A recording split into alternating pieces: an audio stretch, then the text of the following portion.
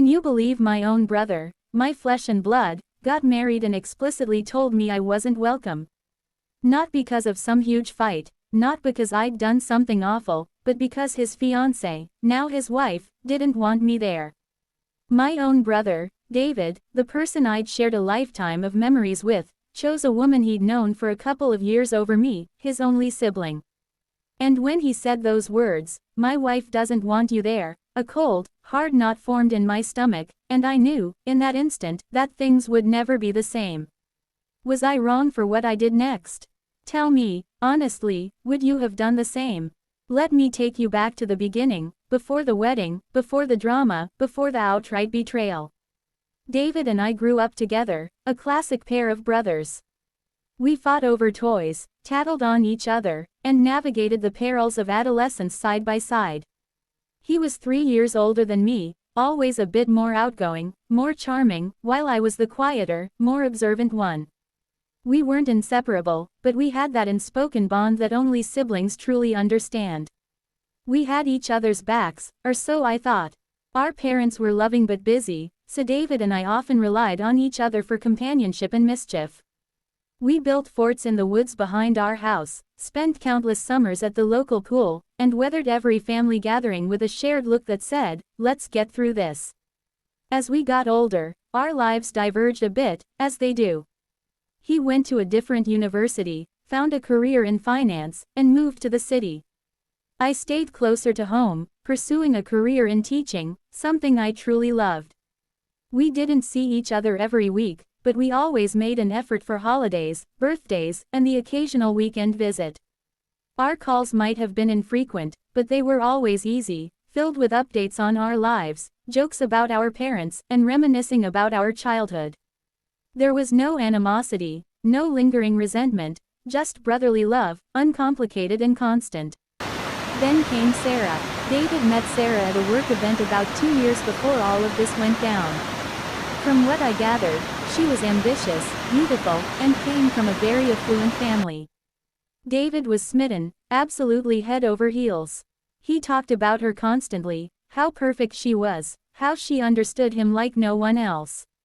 I was happy for him, genuinely. I met her a few times at family dinners. She was polite, a little reserved, perhaps, but I didn't think much of it. I'm not the most boisterous person myself, so I figured she was just a bit shy. Our conversations were superficial, mostly about her job or her hobbies, and she didn't seem particularly interested in mine. She always had a subtle way of making herself the center of attention without explicitly demanding it, a quiet magnetism that drew everyone's focus. I noticed she didn't really engage with my parents much either, mostly deferring to David to speak for both of them.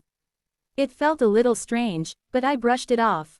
I thought perhaps she was just nervous meeting David's family for the first time. I wanted to give her the benefit of the doubt. After all, she made my brother happy, and that was what mattered. I remembered telling David after one of these dinners, "She seems nice, a bit quiet, but nice."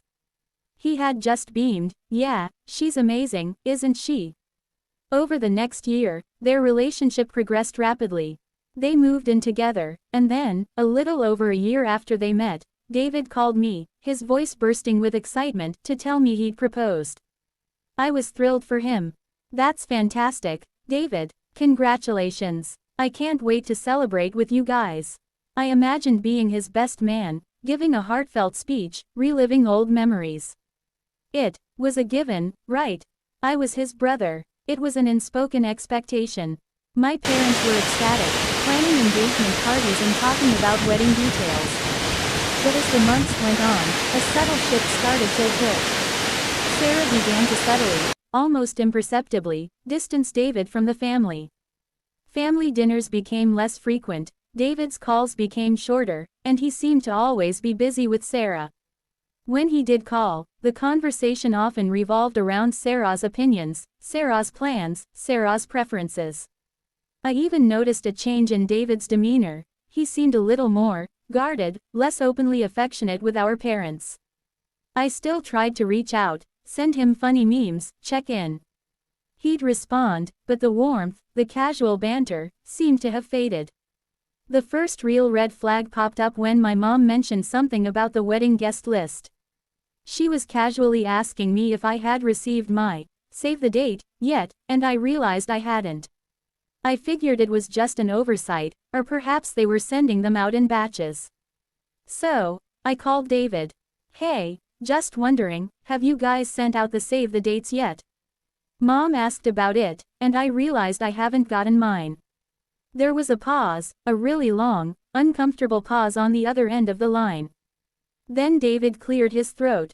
Yeah, we have. We sent them out last week. My heart sank a little, but I tried to keep my voice light. Oh, okay, maybe it got lost in the mail or something. No worries, I'm sure the official invitation will make its way to me. Another pause. This one was even longer, heavier. I could almost hear him struggling for words. Look, John, about the wedding, he trailed off. My stomach clenched. I knew, in that moment, something was very, very wrong. What about it, David? I asked, my voice much steadier than I felt. Sarah doesn't want you there, he finally blurted out, his voice a low mumble, as if he was ashamed to say it. The words hung in the air, a punch to the gut. She doesn't want me there, I repeated, my voice rising slightly in disbelief. Why? What did I do? I racked my brain, desperately searching for any slight, any argument, any misstep I might have made with Sarah. Nothing. There was absolutely nothing. She just thinks you're too negative, David stammered, clearly uncomfortable. She said you always have a gloomy look on your face at family dinners, and she wants the wedding to be a completely happy, positive day. She said you bring down the mood. My jaw dropped. Negative. Gloomy. I was simply quiet, an observer. I wasn't boisterous, I wasn't the life of the party, but I certainly wasn't negative. I was just me. The brother he'd grown up with. David, are you serious? I asked, my voice now laced with anger. She thinks I'm gloomy.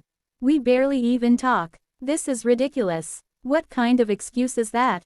David sighed, a sound of resignation. Look, John, I tried to talk to her, I really did. I told her you're my brother, that you have to be there.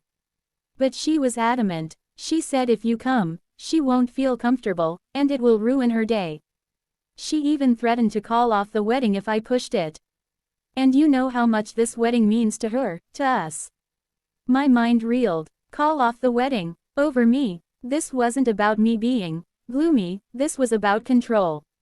Sarah was clearly flexing her power, isolating David from his family. And the worst part, David was letting her. So, you're just going to let her dictate who comes to your wedding? Your own brother. After everything we've been through. My voice was thick with hurt and disbelief. It's not that simple, John. I love her. I don't want to start our marriage with a huge fight. Please, just understand. It's her day too. She wants it to be perfect, without me. The message was clear. I was disposable. My presence was an inconvenience, a threat to Sarah's meticulously curated perfect day. The conversation ended shortly after that, a bitter taste in my mouth. I hung up feeling a profound sense of loss, not just for the wedding invitation, but for the brother I thought I knew.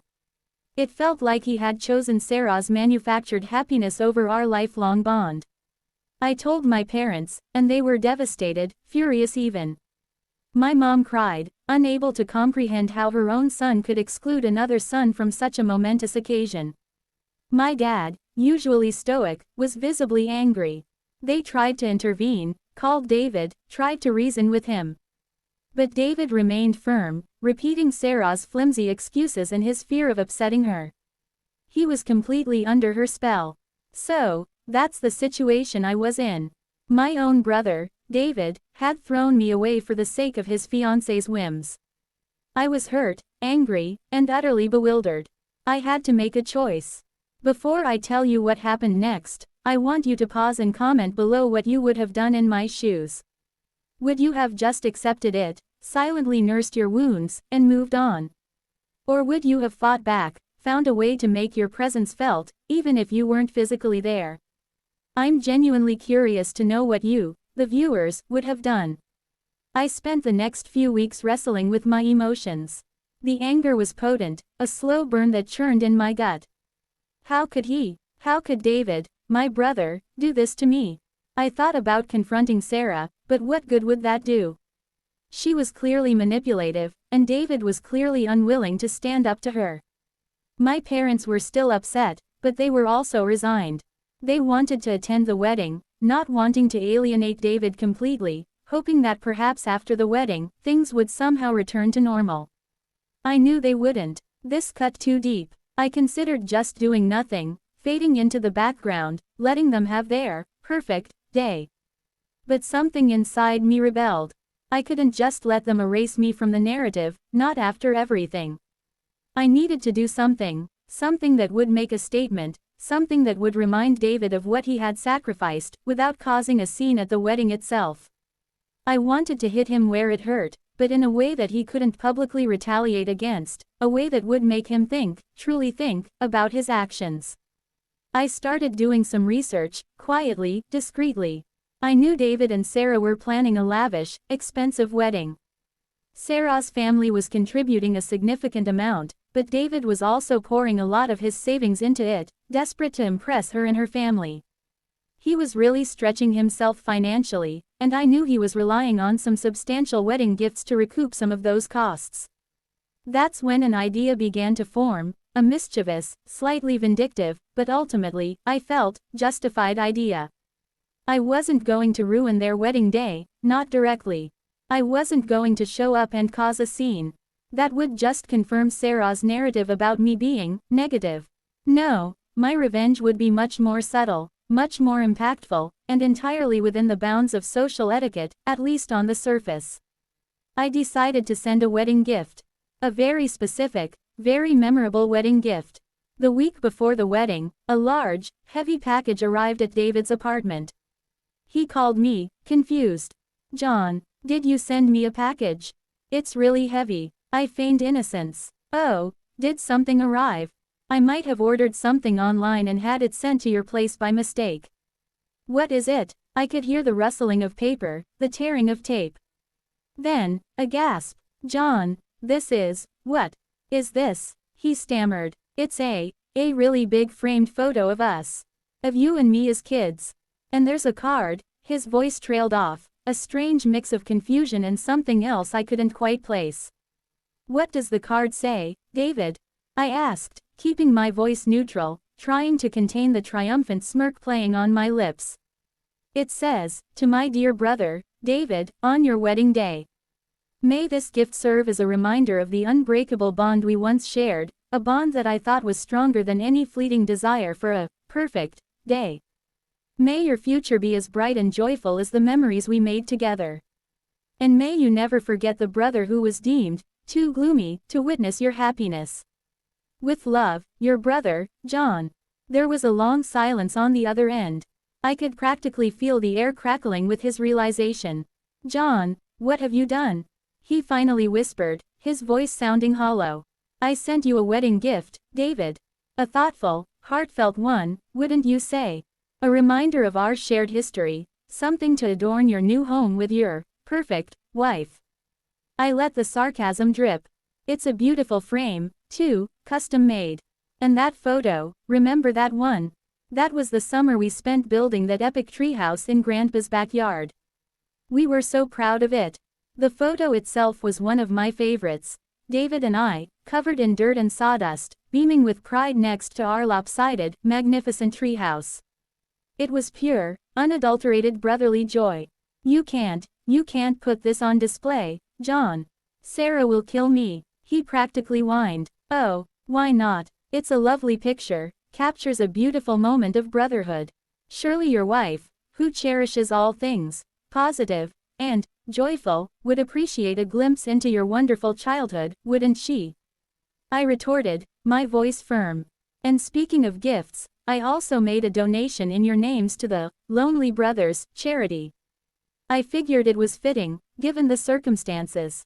I had actually donated a substantial sum to a local animal shelter, something I knew Sarah, with her disdain for anything less than pristine, would find utterly distasteful, especially presented as a charitable donation in lieu of a gift. The line went dead. He had hung up. The satisfaction I felt was immense, a deep, resonant hum of vindication. I hadn't caused a scene at the wedding, but I had definitely made my presence felt. I had forced him to confront his choice, to literally hold a tangible reminder of what he had sacrificed. And the charity donation was the cherry on top, a subtle jab at their materialism. The wedding came and went. I saw pictures on social media, a flurry of meticulously curated happiness. Sarah looked stunning, David looked a little stiff, a forced smile on his face. My parents attended, sending me a text afterward saying it was beautiful but awkward. They didn't elaborate, but I knew what they meant. The large, framed photo, of course, was nowhere to be seen in any of the pictures of their new apartment that later surfaced online. In the weeks and months that followed, things remained strained. David and I didn't speak for a long time. He never apologized, never acknowledged the gift or the card. Our parents were stuck in the middle, trying to mediate, trying to mend the rift, but it was too wide. Sarah eventually allowed David to attend a few family gatherings, but her presence was always a chilling one, a constant reminder of the wedge she had driven between us. I sometimes caught David looking at me, a flicker of something in his eyes, regret, perhaps, or shame. But he never acted on it. He chose his path, and he chose her. My relationship with my brother, the person who was once my closest confidant, was irrevocably changed. It's a bitter pill to swallow, knowing that a bond forged over decades could be so easily discarded for the whims of a new partner. It taught me a harsh lesson about loyalty, about family, and about the choices people make when faced with conflicting allegiances. So, here I am, sharing my story. It's been a long journey of processing this hurt and finding a way to move forward. My life is good, I'm happy with my career and my friends, and I have a wonderful chosen family. But there will always be a part of me that mourns the loss of my brother, the brother I thought I knew. I sometimes wonder if he ever looks at that framed photo, hidden away somewhere in his new, perfect life, and remembers the dirty, joyous kids we once were.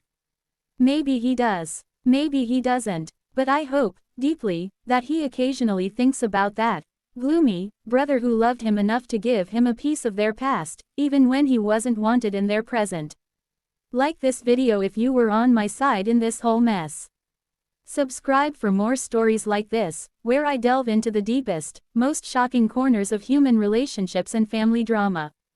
And please, share your final thoughts on this whole situation in the comments section below. I'm eager to hear your perspectives.